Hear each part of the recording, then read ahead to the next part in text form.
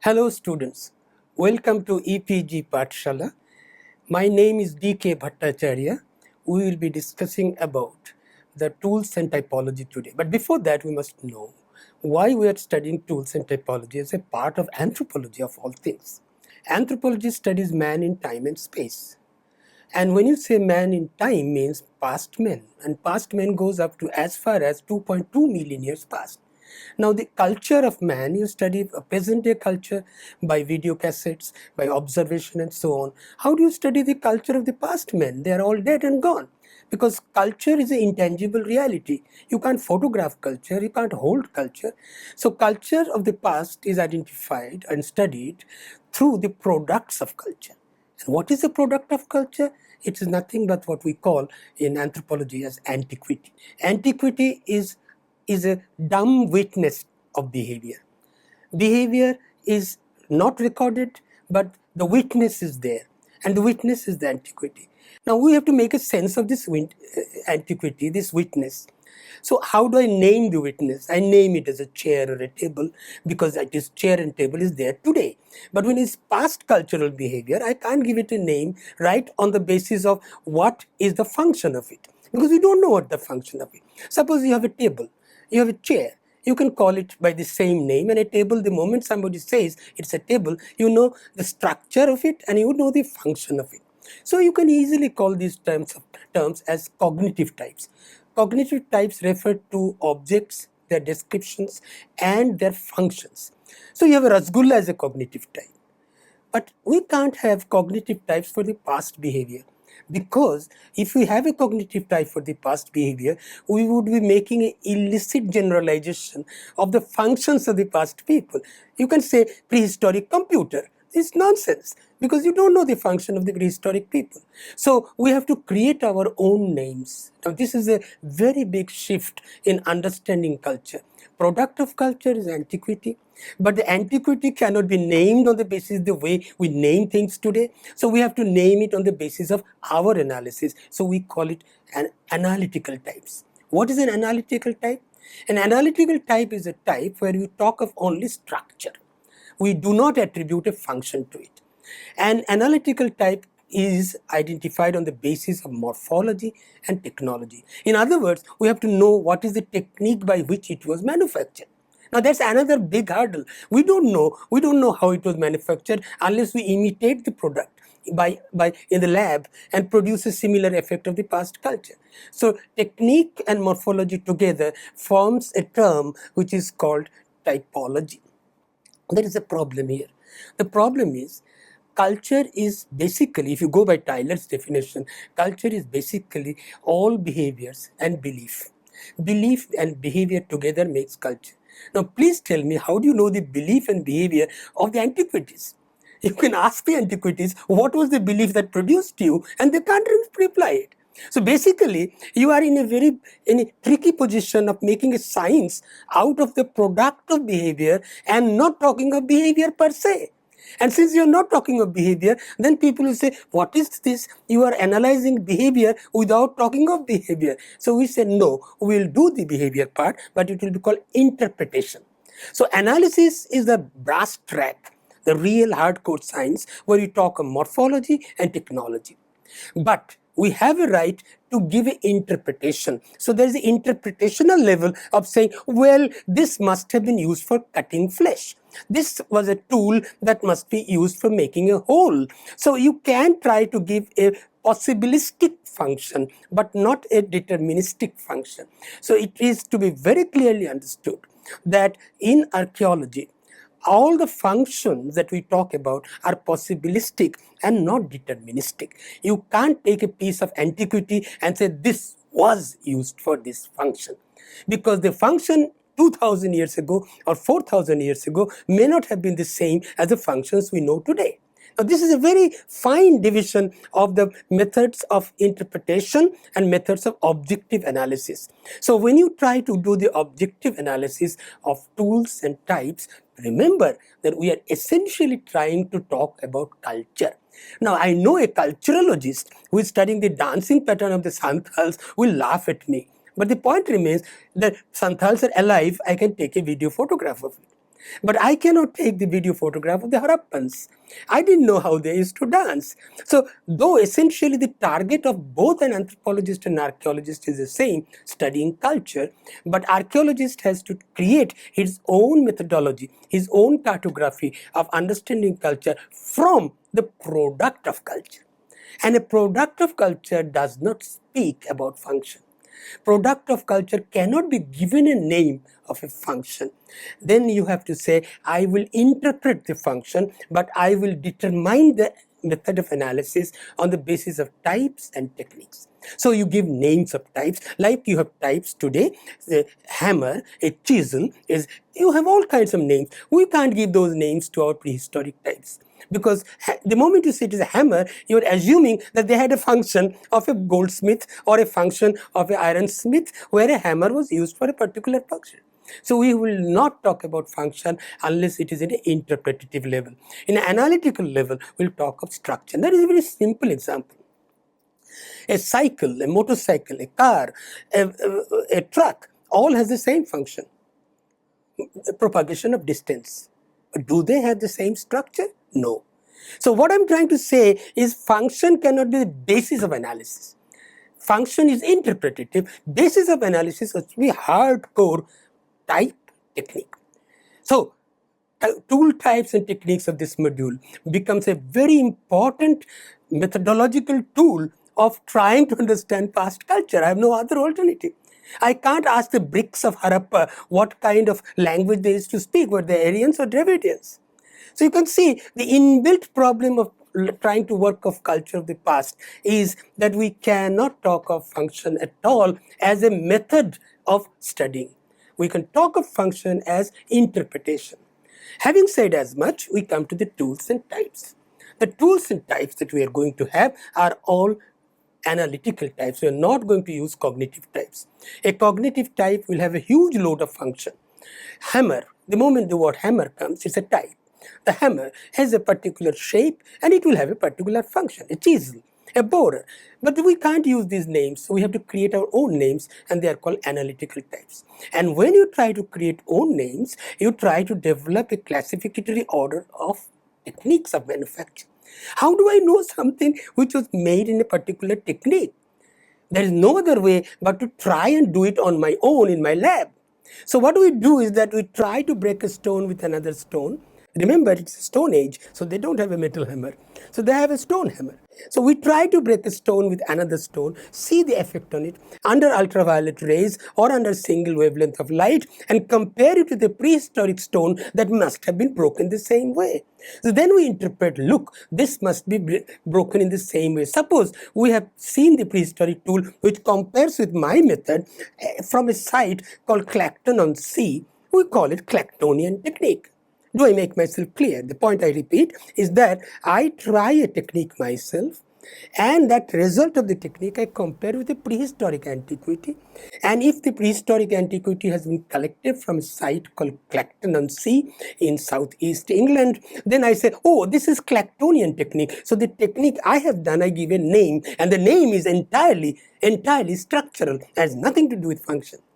So a structural name like Clactonian technique is given, Levallois technique is given, stone hammer technique is given, cylinder hammer technique is given, pressure flaking technique. So you have a huge number of techniques. Remember, my type, what was the type? Antiquity. My antiquity is going to be named on the basis of techno and morpho. So technique has to be named. I didn't have names of techniques. So I named techniques on the basis of these kind of structures. Now, there are attributes to identify techniques. It can't be imaginary. So you create an attribute. So if you try to take a stone and hit it with another stone, a flake will come out. The piece that comes out is a flake. The piece that is still in your hand is a core. So you give two names, core and flake. Then in the flake, there will be the part that was attached before it was detached, will be called scar of detachment. And that scar of detachment, right where the hammer had hit it before it's detached, there will be elevated part which is called positive bulb of percussion. These are methods, are structures which are very similar to what has been experimented in the lab and the physics lab also. So you have a positive bulb of percussion as a deterministic and identifying attribute of a flake. If a piece of stone has a positive bulb of percussion, it has to be called a flake. If a piece of stone has a negative bulb of percussion, which is the corresponding part in the core, you call it a core. So you have two words, core and flakes, identified for the first time to decide on terminology of the past antiquities, the tools. And then you go on to say how this flake was detached. Core and flake. How the flake was detached. Say, this flake was detached by a single blow. Okay, let us call it by a name, stone hammer technique. Sir, this flake was detached by a chiseling technique, almost like what a goldsmith will do for us. And I call it, oh, this is pressure flaking technique. So I give a name to the techniques, Clactonian, Levalloisian, pressure flicking, and cylinder hammer, and blah, blah, and blah, blah. So you have techniques and techniques and techniques. I'm for the first time introducing the word, the techniques. You say, why techniques? When I was trying to understand the dancing culture of Santals, I didn't have to know about the techniques. But there I could see the Santals dancing. The past cultures, I can't see the culture per se. I'm seeing the product of the culture. And the product of the culture has to be sanitized from functional interpretation. So I try to give structural interpretation. For the first time, I give terms to the objects, terms to the techniques. So I create terms which are of various experimented words, and we will have it in the form of flake and a core and the positive bulb of percussion, the negative bulb of percussion, and so on and so forth. Having said as much, don't forget, I have to still talk about type. I've not talked about type. Type is a cluster. Type is a conglomerate, which has two words. One is structure, the other is technique, technomorpho. Now, how do I talk of structure? So I'll have to decide on structure also. Structure refers to the morphology. It can be heavy, it can be bulky, it can be thin, it can be a very slicey piece of object, it can be elongated, it can be round, it can be whatever. So I try to even standardize these morphologies. And after standardizing the morphologies and standardizing the terms for the techniques by which these morphologies have been attempted, I create a conglomerate term called typo-technology. So for instance, let us say a chopper. What is a chopper?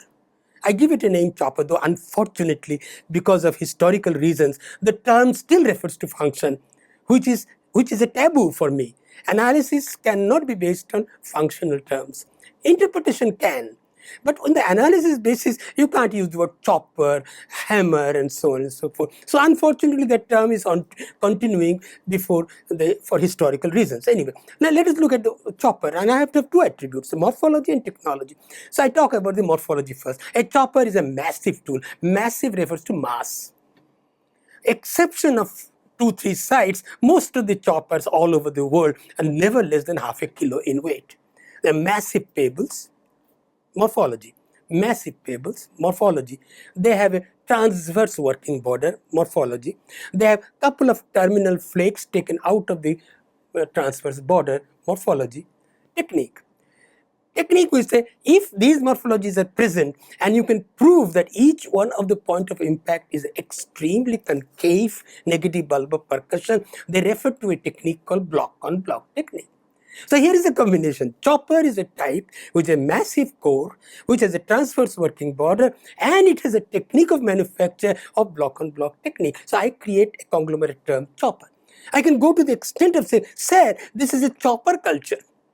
This is a hand axe culture. Now, look, our terminology of describing a culture is so far away from the way a Santhal dance will be described by a culturologist, because that is a contemporary culture. I'm talking about the past culture. There is a different issue that somebody from culturologist can say, what the hell are you doing? Why are you studying a culture of the past and giving it a name which makes no sense? Chopper culture, hand axe culture, as it still does make sense. It makes a sense from no sense. Otherwise, no possibility of reaching the past behavior. And the past behavior we are identifying is from statements like this. Oldest human tool ever manufactured is a chopper. It makes a sense. It slowly goes to develop what is known as a hand axe. Now again, unfortunately, the word axe refers to function. Please don't pay any attention to the functional term. It is a structural term, a core in which both the surfaces are flaked. Both the surfaces are flaked. Now it's morphology. One end is pointed and the other end is broad. One end is thinner, the other end is thicker. Such a specimen will be called hand axe, QED. But then you have to mix it with technique. It can be prepared by block on block technique. It can be prepared by simple stone hammer technique. It can be prepared by cylinder hammer technique. So you take three types of techniques and one type of morphology, combine them together, the type is called hand axe. Now you make a statement. One of the earliest human culture is a chopper culture. The next culture within 500,000 years become hand axes. You made a statement of progressive development of culture through time.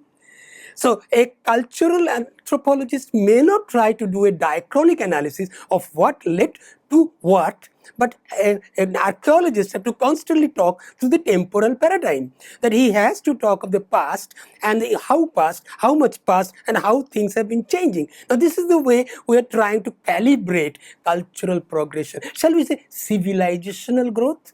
Shall we say civilizational progression? We can talk about these progressive change of human technique and hence the human type, and we make a sense about the past culture.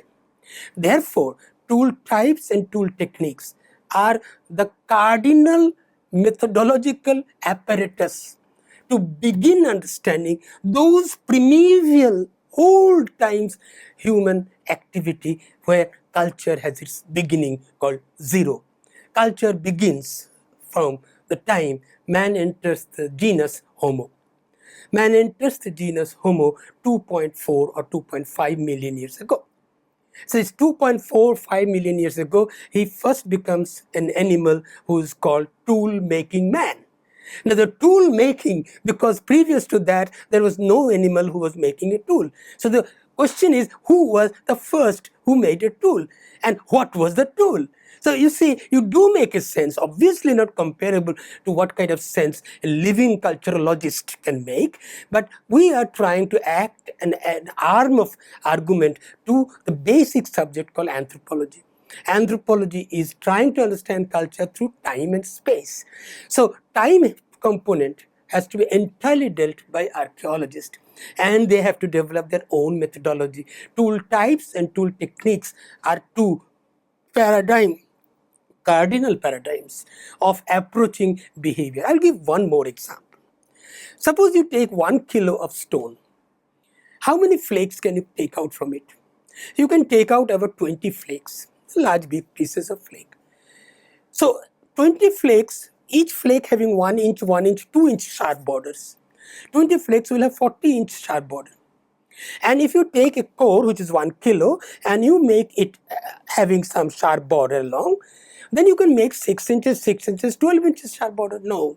If you are making a core tool, you are making a 12-inch sharp border. If you reduce that core into flakes, you are making 2 into 20, 40 inches of sharp border. So can I make a statement that flake tools are more evolved than core tools? The cultural efficiency of a man who has been making flake tool is more evolved than those who made core tools. So we are making a kind of statement about progression of culture. Then you go on to talk about the kind of flake one has made. A Clactonian flake is a very essentially good type of massive flake. Before I try to talk about the types of tools, it is very important to let you know that tool types cannot be studied in isolation with human biology. One of the most important things that we forget while trying to do archaeology is that for the prehistoric men from about 2.2 million years to almost as much as 200,000 years, the way the hand used to grip the tool used to be called power grip. Power grip is where your palm acts as the power and the finger acts merely as a clip. Now, it is believed that these massive tools, choppers, and massive flakes called Clactonian flakes may have been used when power grip was the possible anatomical evolutionary stage of the man of that time. By the time it comes to higher species or higher level of development, it reduces the method of technique of holding a tool to what is called precision grip. A precision grip is the way an adult holds a spoon. Power grip is the way a baby holds a spoon. A precision grip, the palm doesn't play any role, the fingers plays the role. So you see, both Clactonian flakes and massive chopper chopping tools refer to that part of human evolution where at least 27 more movements, ability to move the finger and the palm was not there. That's why he went for power grip and massive tools. It was during the time of, let us say, 200,000 to 300,000 years back that you for the first time see a new technique called Levallois technique. Now, what is Levallois technique? It's a technique where from a core, you decide the shape of the flake that will be decided or detached before it is detached. So, a flake is conceived before it is born. And this kind of flake, which is medium size, are perfectly suited to what is known as precision grip. Precision grip means holding the way an adult holds the spoon. The power part doesn't come into being. So Levallois technique shows a tremendous change human biocultural evolution, where you see the development of a new ability of holding tools. So you create smaller flake tools like points, scrapers, and so on and so forth. And then you have, when you make a Levallois tool or a Levallois flake, now there's a method of detachment. I repeat, it's a core is taken, a flake is first conceived by detaching, and then a blow is given and a flake is detached. So the flake has been conceived before it was detached. That's a Levallois technique. They're always medium shaped, never more than 6 centimeters in length. So you know we have entered the precision grip area. Now here comes a stage where you don't try to destroy the size of the flake, and you don't want to destroy the tool which you are manufacturing, because if you give a big blow, it will be becoming dust, powdered, and it will develop crack. So you want to control the blow, and you develop what is known as cylinder hammer technique. Now, cylinder hammer technique is a technique which is best represented or best given an example by looking at a cucumber and a knife. The way you cut with the knife, the cucumber, a slice comes out. And the slice that comes out in this technique will be always uniform in thickness. So here you have a control of the manner or matter of material that can be detached. Give a big stone blow, a lot of matter will be detached. Give a cylinder hammer blow, a chiseling effect will happen. So when you have gone for smaller flakes, that is Levallois technique, you decide, no, stone hammer technique will not do, because I try to give a stone hammer blow, it breaks into two. After all, these are thin pieces, thin flakes. So you try to use cylinder hammer technique. Please remember, morphology and technology goes hand in hand. Cylinder hammer comes and Levallois flake becomes a type. Levallois flake of detachment becomes a type. And this Levallois flake detachment slowly gives rise to another variety of flake, which is no longer called flake, which is called a blade. And what is a blade? A blade is a flake in which the length is more than or equal to twice its breadth. So every blade is a flake essentially, but every flake is not a blade. So you have blades which are, the first time one blow, you're getting a piece which has two sharp borders. Now try to compare with the core tool type, the chopper type, where so many blows used to be given to get a small sharp borders. Here you give one piece, the piece comes out with too much sharp borders. So blade making technique, which is after Levallois technique, you have punching technique, you have fluting technique, you have so many techniques of taking out blades. So you see a regular progression: core tools, flake tools, Levallois flakes, blade tools, and then the fluting technique.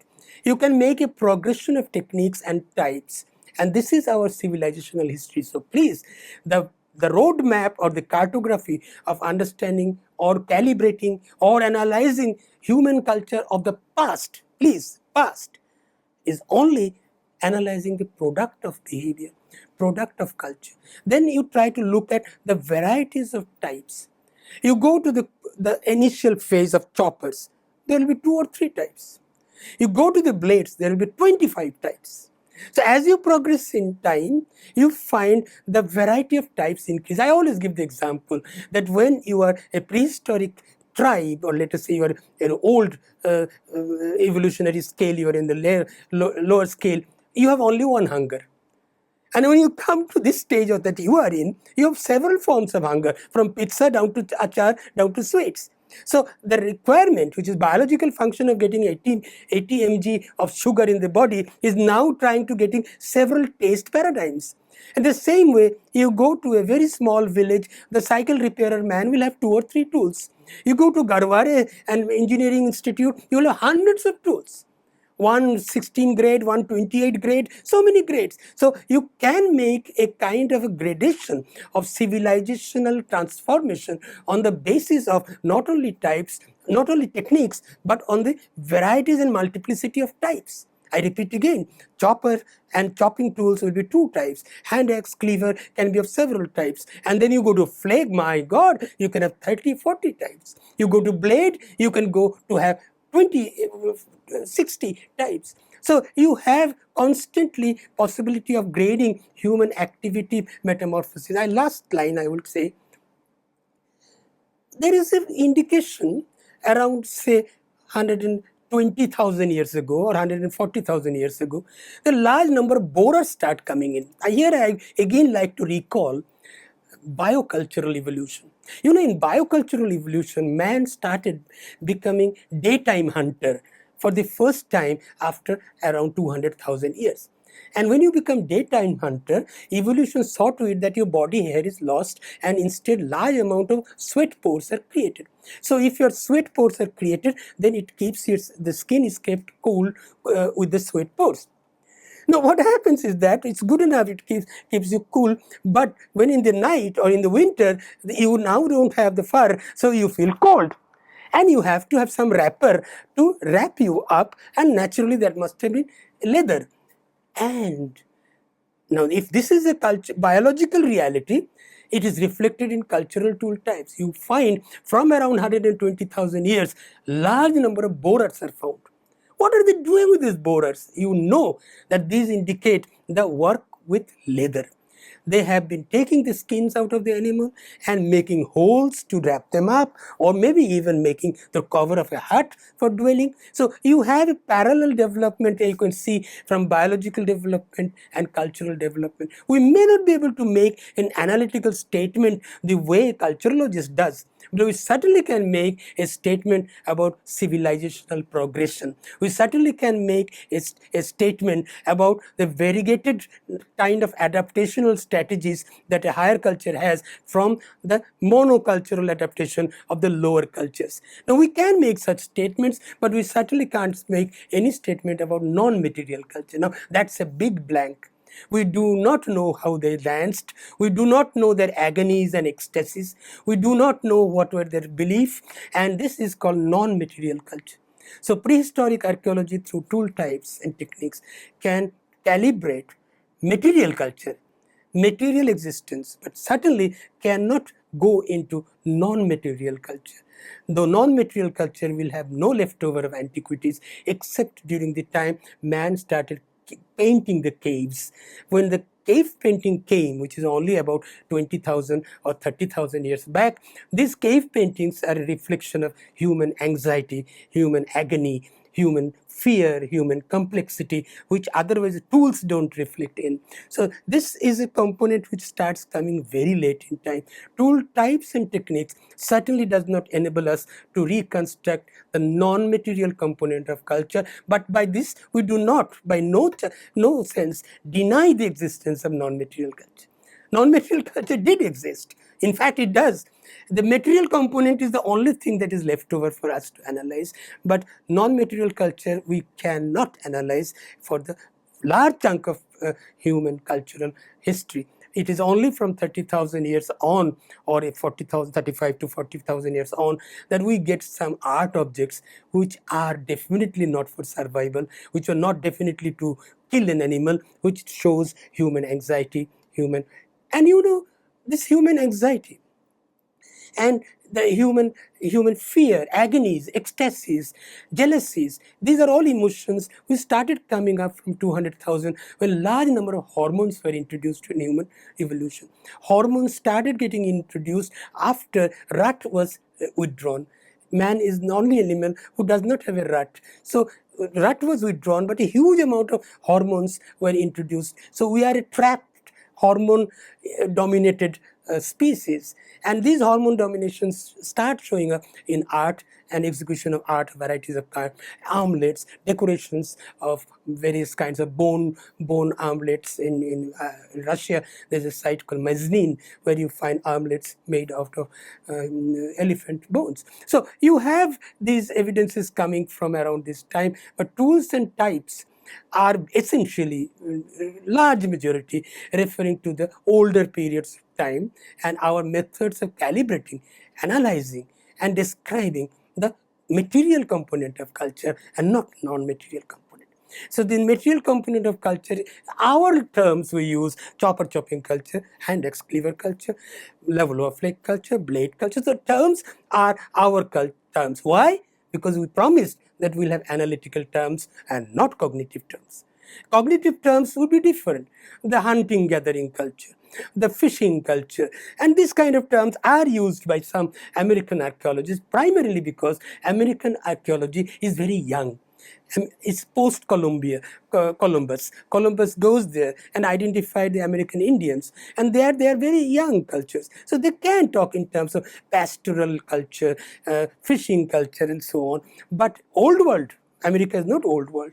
Old world culture, Africa and Asia and Europe, we have a large chunk of cultural period where non-material culture cannot or should not be used as analytical methodology. Interpretation we do use. So interpretation, everybody has a right to interpret, and you can have as many interpretations as number of scholars. But you cannot have as many methods of analysis as number of scholars. Methods of analysis is rigorous on methodology of morphology and typology. So you have to study typology and techniques. A long method or rigorous training has to be given, and this to a culturologist might look a little ridiculous, but we have no other alternative. Our only alternative is to study these techniques and standardize it, because the same term has to be used for Australia or Africa or Eurasia. Anywhere, the same terms have to be used to describe the tools that they made and why did they make it. Some tools have been made which it is believed they used for hunting, but then it is interpretation. Well, there is nothing written in the tool to show it is for hunting. Many times we say, for all you know, this was used for social investment. What is a social investment? A social investment is, I want to present you something so that you can give me something. And this is gift giving, and this social investment is a common paradigm in social anthropology. And we find that there are some tools which are beautifully made, like a Levallois flake in 17 or 18,000 in Western Europe. Beautifully made, but they are absolutely useless as a utilitarian tool. They will crack because it's a very thin tool. And then you say, maybe are these tools are methods of social investment? Now, are you not saying something which no other person can say from the tools themselves? We are saying something which is non-material. Oh, see, these people have the habit of creating social investment. There are two methods of social investment known as living population: giving feast and giving presents. I can't prove it for the past, but when I find these non-utilitarian, beautifully made tools, I start suspecting they couldn't be utilitarian anyway. So why were they made with so much of precious time wasted on it?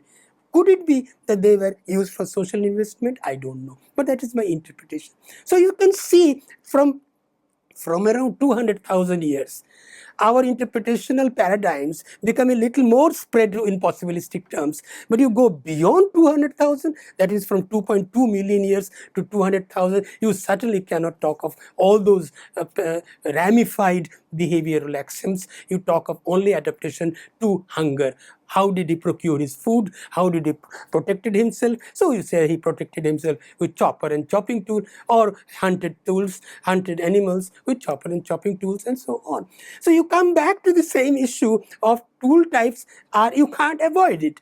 Tool types and tool techniques. Now mind you, type is a combination of both morphology and techniques. So you have to have this method of studying technique and standardized techniques as the only roadmap to understanding human culture of the past. You have no other alternative.